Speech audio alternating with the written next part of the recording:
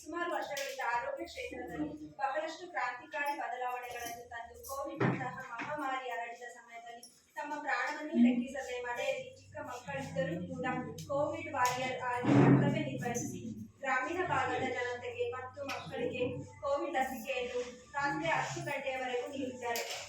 ನೊಂದ ದೀನದಲಿತ ಬಡವರ ಆರೋಗ್ಯವನ್ನು ವಿಚಾರಿಸಿ ಗರ್ಭಿಣಿಯರಿಗೆ, ಮಹಿಳೆಯರಿಗೆ, ಮಕ್ಕಳಿಗೆ ಉಚಿತ ಆರೋಗ್ಯ ಸೇವೆಯನ್ನು ನೀಡುತ್ತಾ ಎಲ್ಲರ ಮನೆ ಮಗಳಾಗಿದ್ದಾರೆ.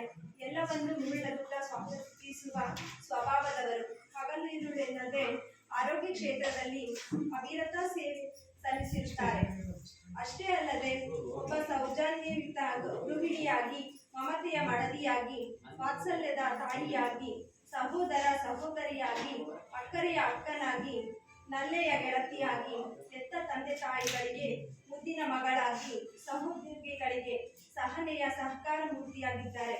ಇವರು ಶಿಕ್ಷಣ ಕ್ಷೇತ್ರದಲ್ಲಿ, ಸಾಮಾಜಿಕ ಕ್ಷೇತ್ರದಲ್ಲಿ ಸಮಾಜದ ಒಳಿತಿಗಾಗಿ ಹಲವಾರು ಸಮಾಜಮುಖಿ ಕಾರ್ಯಗಳನ್ನು ಮಾಡಿದ್ದಾರೆ. ಕ್ರೀಡೆ, ಸಾಹಿತ್ಯ, ಸಂಗೀತದ ಹಿತೈಷಿಯಾಗಿ ಸಮಾಜಕ್ಕೆ ಮಾದರಿಯಾಗಿದ್ದಾರೆ. ತಮಗೆ ಅಂತಾರಾಷ್ಟ್ರೀಯ ಮಹಿಳಾ ದಿನಾಚರಣೆ ಪ್ರಯುಕ್ತ ನಮ್ಮೊಳಗಿನ ಸಾಧಕ ಮಹಿಳೆ ಆರೋಗ್ಯ ರತ್ನ ಎಂಬ ಬಿರುದನ್ನು ನೀಡಿ ಗೌರವಿಸಲಾಗುತ್ತಿದೆ.